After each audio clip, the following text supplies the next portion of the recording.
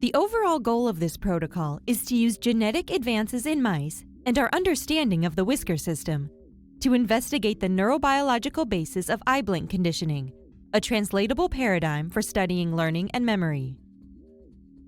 This method can help answer mechanistic questions in learning and memory by using calcium imaging and electrophysiology in genetically manipulated mice while stimulating specific whiskers during conditioning.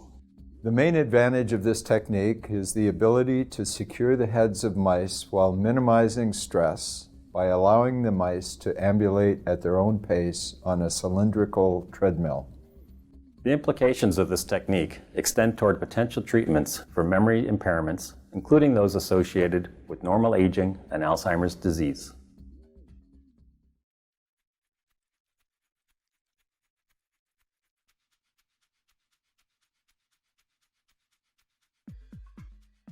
Preparation of the cylinder and the whisker stimulation system are each covered in the text protocol.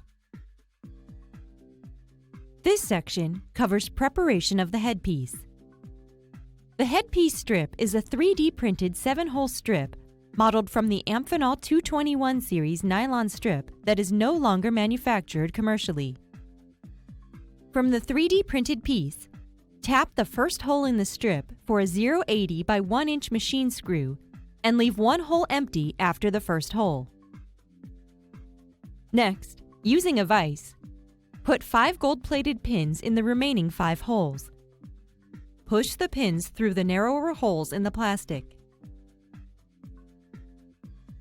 Next, using a thermal stripper, strip a 0.5 centimeter of polyimide coating.